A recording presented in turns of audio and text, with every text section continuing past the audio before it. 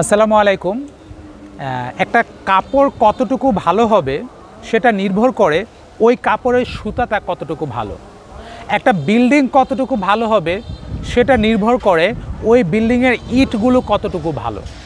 ঠিক একইভাবে আমরা যে ইংরেজিতে কথা বলি বা বাক্য বলি সেটা নির্ভর করে কতটুকু ভালো হবে সেটা ভাষার ক্ষুদ্রতম একক ধ্বনি কতটুকু আমরা ভালোভাবে শিখেছি তার উপর।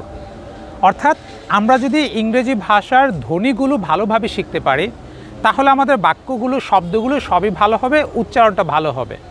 কিন্তু দুঃখজনক বিষয় হচ্ছে আমরা ইংরেজি অ্যালফাবেট শিখি কিন্তু ধ্বনিগুলো শিখি না। এবং আরও একটা ভয়ঙ্কর বিষয় হচ্ছে ইংরেজি ভাষার যে সবচেয়ে বহুল ব্যবহৃত ধ্বনি শ সাউন্ড, এই শ সাউন্ডের উচ্চারণটা আমরা অনেকেই জানি না। ফলে আমাদের দ্বারা আসলে সঠিকভাবে শব্দ উচ্চারণ করা যায় না, আর শব্দের উচ্চারণ ভুল করার কারণে আমাদের বাক্যের উচ্চারণগুলো ভুল হয়। তো সেই জন্য আমি আবারও বলছি, একটি কাপড় কতটুকু ভালো হবে তা নির্ভর করে ওই কাপড়ের সুতা কতটুকু ভালো তার উপর।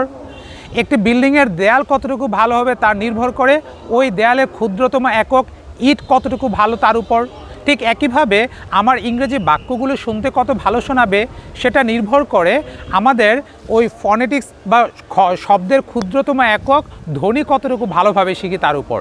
সেই জন্য আমি সবাইকে অনুরোধ করব ইংরেজি ভাষাটা শেখার জন্য ইংরেজি ভাষার যে ধ্বনির উচ্চারণগুলো, সাউন্ডগুলো, যেটাকে আমরা বলি ফনেটিক্সের 44 সাউন্ড আছে, আমরা যদি 44 সাউন্ড ভালোভাবে শিখি তাহলে আমাদের শব্দগুলোর উচ্চারণ সঠিক হবে, আমরা ইংরেজি বাক্যটাও সঠিকভাবে উচ্চারণ করতে পারবো।